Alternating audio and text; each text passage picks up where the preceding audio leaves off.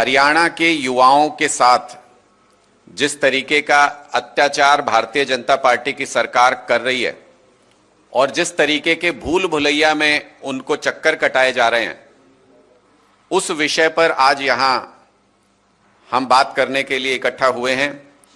पंजाब में आप सब जानते हैं कि आम आदमी पार्टी की सरकार 2022 में आई और तब से लेकर अब तक 60,000 से ज्यादा सरकारी नौकरी पंजाब के युवाओं को आम आदमी पार्टी की सरकार ने दी है और इस कामयाबी के साथ दी है कि एक भी भर्ती कहीं कोर्ट में नहीं अटकी हुई है, कहीं कोई पेपर कैंसिल नहीं हुआ, कहीं पर कोई पेपर लीक नहीं हुआ और जितने भी युवाओं ने ज्वाइन किया वो छोड़ छोड़ के नौकरी शिफ्ट नहीं कर रहे, चेंज नहीं कर रहे।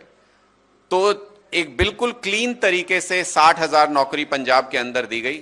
इसके ठीक उलट हरियाणा का युवा इस तरीके से नौकरी के लिए आवेदन कर रहा है, मान लो उसकी आंखों पर पट्टी बंधी हुई हो, उसको कुछ पता नहीं है कि आगे का रास्ता कहां जाता है, वो क्वालिफाई करेगा या नहीं करेगा, क्वालिफाई कर जाएगा तो नौकरी ज्वाइन कर पाएगा कि नहीं कर पाएगा, कौन सी भर्ती में सालों तक चक्कर कटाने के बाद फिर वो कोर्ट में अटक जाएगी।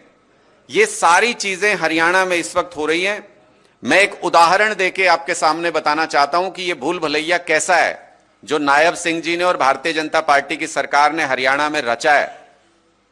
अभी तक ये कहते हैं कि पिछले 11 साल में इन्होंने 2 लाख से ज्यादा नौकरियां हरियाणा के अंदर निकाली, ऐसा सरकार का दावा है। उन 2 लाख में से आपको यह जान के ताज्जुब होगा कि भर्ती प्रक्रिया जिनमें पूरी हुई वो सिर्फ 1,20,000 है। मतलब जो भूल भुलैया के आखिरी सिरे तक पहुंचने का प्रयास कर पाए वो बच्चे 1,20,000 हैं। इन 1,20,000 में से 25,000 के करीब युवा ऐसे हैं जिनका पहले ग्रुप डी में सिलेक्शन किया गया और फिर वो ग्रुप सी या ऊपर के पदों पर उन्होंने ज्वाइन कर लिया, यानी वो अल्टीमेटली पद खाली हो गए। 1,20,000 में से उसको माइनस कर दीजिए। 20,000 से ज्यादा, 25,000 ऐसे युवा हैं।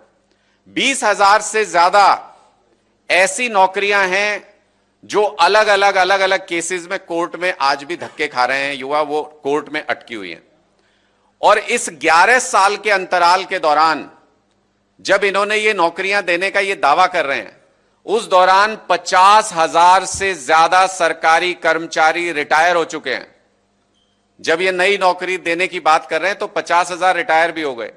तो अगर 1,20,000 के आंकड़े में से आप इफेक्टिवली देखें कि नई नौकरियां कितनी दी, तो 50,000 माइनस कर लीजिए, 25,000 जो पद छोड़ के दूसरे पद पे आ गए वो माइनस कर लीजिए, और 20 से 1,000 नौकरी जो कोर्ट के चक्कर में उलझी हुई हैं वो आप उनको जमा घटा करके देखेंगे तो 11 साल के अंतराल में ये 20-25 हजार सरकारी नौकरी अभी तक हरियाणा की सरकार ने दी है।